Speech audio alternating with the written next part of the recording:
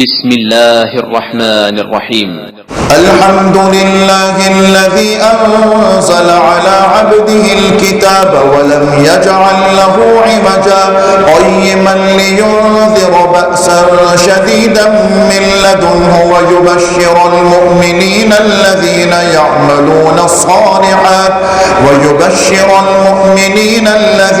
يعملون الصالحات أن لهم أجرا حسنا ماكثين فيه أبدا وينذر الذين قالوا اتخذ الله ولدا ما لهم به من علم ولا لآبائهم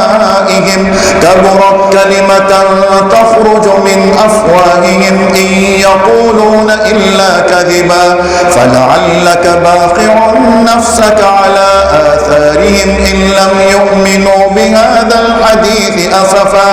إنا جعلنا ما على الأرض زينة لها لنبلوهم أيهم أحسن عملا وإنا لجاعلون ما عليها صعيدا جرزا أم حسبت أن أصحاب الكهف والرقيم كانوا من آياتنا عجبا إذ أوى الفتية إلى الكهف فقالوا ربنا آتنا من لدنك رحمة وهيئ لنا من أمرنا رشدا فضربنا على آذانهم في الكهف سنين عددا ثم بعثناهم لنعلم أي الحزبين أحصى لما لبثوا أمدا نحن نقص عليك نبأهم بالحق إنهم فتية آمنوا بربهم وزدناهم هدى وربطنا على قلوبهم إذ قاموا فقالوا ربنا رب السماوات والأرض لن ندعو من دونه إلها لقد قلنا إذا شططا هؤلاء قومنا اتخذوا من دونه آلهة لولا يأتون عليهم بسلطان بين فمن أظلم ممن افترى على الله كذبا وإذ اعتزلتموهم وما يعبدون إلا الله فأووا إلى الكهف ينشر لكم ربكم من رحمته ويهيئ لكم من أمركم مرفقا وترى الشمس إذا طلعت تزاور عن كهفهم ذات اليمين وإذا غربت تقرضهم ذات الشمال وهم في فجوة من ذلك من آيات الله من يهد الله فهو المهتد ومن يضلل فلن تجد له وليا مرشدا وتحسبهم أيقاظا وهم رقود ونقلبهم ذات اليمين وذات الشمال وكلبهم باسط ذراعيه بالوصيد لو اطلعت عليهم لوليت منهم فرارا ولملئت منهم رعبا وكذلك بعثناهم ليتساءلوا بينهم قال قائل منهم كم لبثتم قالوا لبثنا يوما أو بعض يوم قالوا ربكم أعلم بما لبثتم فابعثوا أحدكم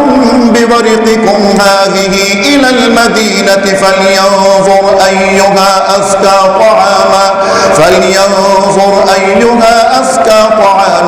فليأتكم برزق منه وليتلطف ولا يشعرن بكم أحدا إنهم إن يظهروا عليكم يرجموكم أو يعيدوكم في ملتهم ولن تفلحوا إذا أبدا وكذلك أعثرنا عليهم ليعلموا أن وعد الله حق وأن الساعة لا ريب ريب فيها إذ يتنازعون بينهم أمرهم فقالوا بنوا عليهم بنيانا ربهم أعلم بهم قال الذين غلبوا على أمرهم لنتخذن عليهم مسجدا سيقولون ثلاثة رابعهم كلبهم ويقولون خمسة سادسهم كلبهم رجما بالغيب ويقولون سبعة وثامنهم كلبهم قل ربي أعلم بعدتهم ما يعلمهم إلا قليل فلا تمار فيهم إلا مراء ظاهرا ولا تستفت فيهم منهم أحدا ولا تقولن لشيء إني فاعل ذلك غدا إلا أن يشاء الله واذكر ربك إذا نسيت وقل عسى أن يهديني ربي لأقرب من هذا رشدا ولبثوا في كهفهم 300 سنين وازدادوا 9 قل الله أعلم بما لبثوا له غيب السماوات والأرض أبصر به وأسمع ما لهم من دونه من ولي ولا يشرك في حكمه أحدا واتل ما أوحي إليك من كتاب ربك لا مبدل لكلماته ولن تجد من دونه ملتحدا واصبر نفسك مع الذين يدعون ربهم بالغداة والعشي يريدون وجهه ولا تعد عيناك عنهم تريد زينة الحياة الدنيا ولا تطع من أغفلنا قلبه عن ذكرنا واتبع هواه وكان أمره فرطا وقل الحق من ربكم فمن شاء فليؤمن ومن شاء فليكفر إنا أعتدنا للظالمين نارا أحاط بهم سرادقها وإن يستغيثوا يغاثوا بماء كالمهل يشوي الوجوه بئس الشراب وساءت مرتفقا إن الذين آمنوا وعملوا الصالحات إنا لا نضيع أجر من أحسن عملا أولئك لهم جنات عدن تجري من تحتهم الأنهار يحلون فيها من أساور من ذهب ويلبسون ثيابا خضرا من سندس واستبرق متكئين فيها على الأرائك نعم الثواب وحسنت مرتفقا واضرب لهم مثلا الرجلين جعلنا لأحدهما جنتين من أعناب وحففناهما بنخل وجعلنا بينهما زرعا كلتا الجنتين آتت أكلها ولم تظلم منه شيئا وفجرنا خلالهما نهرا وكان له ثمر فقال لصاحبه وهو يحاوره أنا أكثر منك مالا وأعز نفرا ودخل جنته وهو ظالم لنفسه قال ما أظن أن تبيد هذه أبدا وما أظن الساعة قائمة ولئن رددت إلى ربي لأجدن خيرا منها منقلبا قال له صاحبه وهو يحاوره أكفرت بالذي خلقك من تراب ثم من نطفة ثم سواك رجلا لكن هو الله ربي ولا أشرك بربي أحدا ولولا إذ دخلت جنتك قلت ما شاء الله لا قوة إلا بالله إن ترني أنا أقل منك مالا وولدا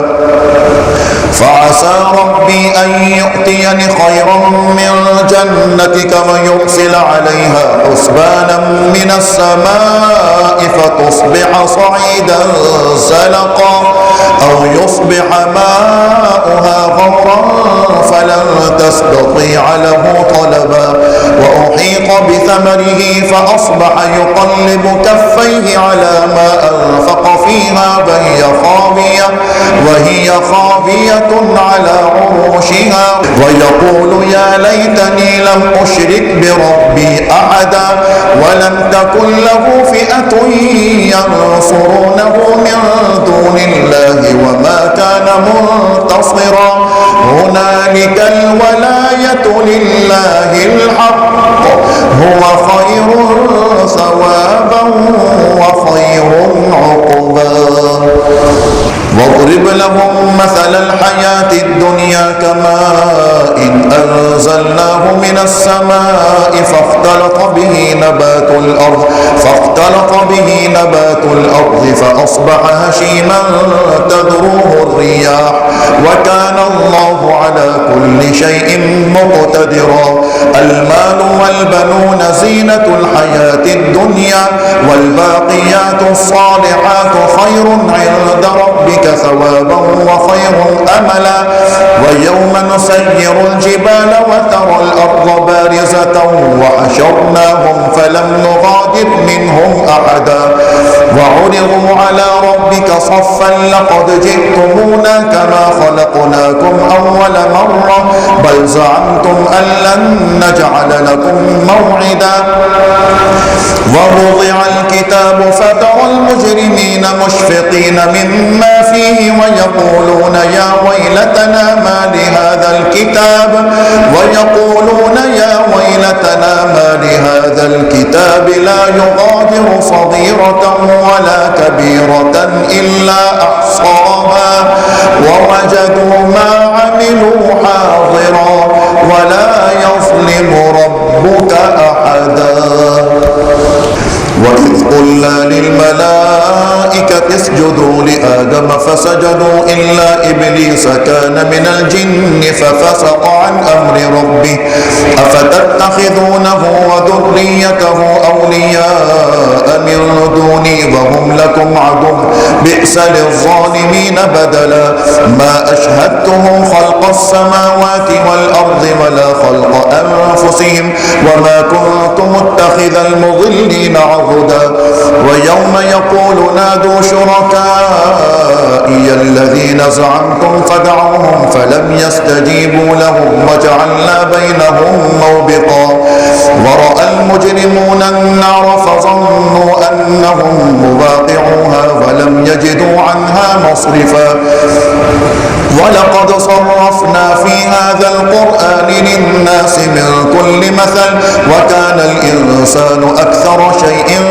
جدلا وما منع الناس أن يؤمنوا إذ جاءهم الهدى ويستغفروا ربهم إلا أن تأتيهم سنة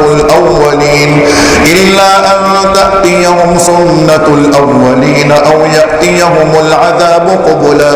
وما نرسل المرسلين إلا مبشرين ومنذرين ويجادل الذين كفروا بالباطل ليدحضوا به الحق واتخذوا آياتي وما أنذروا هزوا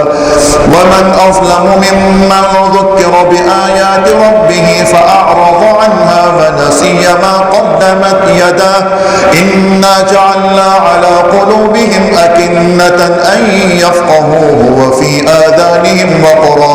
وإن تدعوهم إلى الهدى فلن يهتدوا إذا أبدا وربك الغفور ذو الرحمة لو يؤاخذهم بما كسبوا لعجل لهم العذاب بل لهم موعد لن يجدوا من دونه موئلا وتلك القرى أهلكناهم لما ظلموا وجعلنا لمهلكهم موعدا وإذ قال موسى لفتاه لا أبرح حتى أبلغ مجمع البحرين أو أمضي حقبا فلما بلغا مجمع بينهما نسيا حوتهما فاتخذ سبيله في البحر سربا فلما جاوزا قال لفتاه آتنا غداءنا جاءنا لقد لقينا من سفرنا هذا نصبا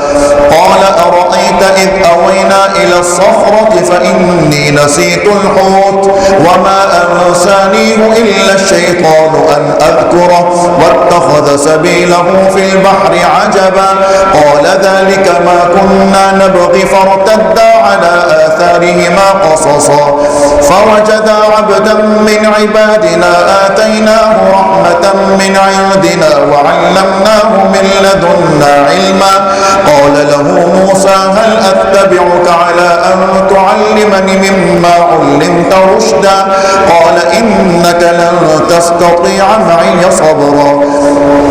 وكيف تصبر على ما لم تحط به خبرا قال ستجدني إن شاء الله صابرا ولا أعصي لك أمرا قال فإن اتبعتني فلا تسألني عن شيء حتى أحدث لك منه ذكرا فانطلقا حتى إذا ركبا في السفينة خرقها قال أخرقتها لتغرق أهلها لقد جئت شيئا إمرا قال ألم أقل إنك لن تستطيع معي صبرا قال لا تؤاخذني بما نسيت ولا ترهقني من أمري عسرا فانطلقا حتى إذا لقيا غلاما فقتله قال أقتلت نفسا زكية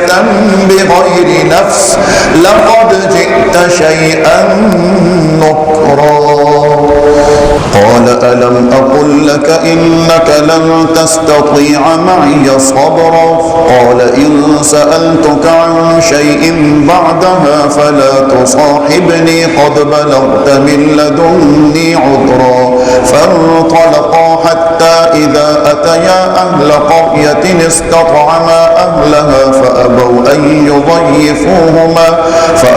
أن يضيفوهما فوجدا فيها جدارا يريد أن ينقض فأقامه قال لو شئت لاتخذت عليه أجرا قال هذا فراق بيني وبينك سأنبئك بتأويل ما لم تستطع عليه صبرا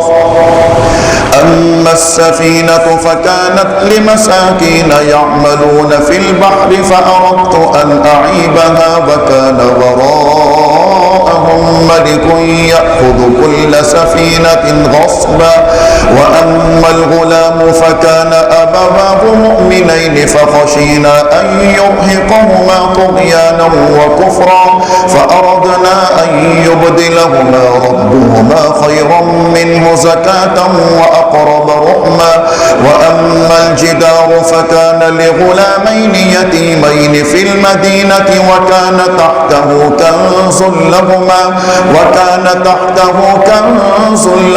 وكان أبوهما صالحا فأراد ربك أن يبلغا أشدهما ويستخرجا كنزهما رحمة من ربك وما فعلته عن أمري ذلك تأويل ما لم تسطع عليه صبرا ويسألونك عن ذي القرنين قل سأتلو عليكم منه ذكرا إنا مكنا له في الأرض وآتيناه من كل شيء سببا فأتبع سببا حتى إذا بلغ مغرب الشمس وجدها تغرب في عين حمئة ووجد عندها قوما قلنا يا ذا القرنين إما أن تعذب وإما أن تتخذ فيهم حسنا قال أما من ظلم فسوف نعذبه ثم يرد إلى ربه فيعذبه عذابا نكرا وأما من آمن وعمل صالحا فله جزاء الحسنى وسنقول له من أمرنا يسرا ثم أتبع سببا حتى إذا بلغ مطلع الشمس وجدها تطلع على قوم لم نجعل لهم من دونها سترا كذلك وقد أحطنا بما لديه خبرا ثم أتبع سببا حتى إذا بلغ بين السدين وجد من دونهما قوما لا يكادون يفقهون قولا قالوا يا ذا القرنين إن يأجوج ومأجوج مفسدون في الأرض فهل نجعل لك خرجا على أن تجعل بيننا وبينهم سدا قال ما مكنني فيه ربي خير فأعينوني بقوة أجعل بينكم وبينهم ردما آتوني زبر الحديد حتى إذا ساوى بين الصدفين قال انفخوا حتى إذا جعله نارا قال آتوني أفرغ عليه قطرا فما استطاعوا أن يظهروه وما استطاعوا له نقبا قال هذا رحمة من ربي فإذا جاء وعد ربي جعله دكاء وكان وعد ربي حقا وتركنا بعضهم يومئذ يموج في بعض ونفخ في الصور فجمعناهم جمعا وعرضنا جهنم يومئذ للكافرين عرضا الذين كانت أعينهم في غطاء عن ذكري وكانوا لا يستطيعون سمعا أفحسب الذين كفروا أن يتخذوا عبادي من دوني أولياء إنا أعتدنا جهنم للكافرين نزلا قل هل ننبئكم بالأخسرين أعمالا الذين ضل سعيهم في الحياة الدنيا وهم يحسبون أنهم يحسنون صنعا أولئك الذين كفروا بآيات ربهم ولقائه فحبطت أعمالهم فلا نقيم لهم يوم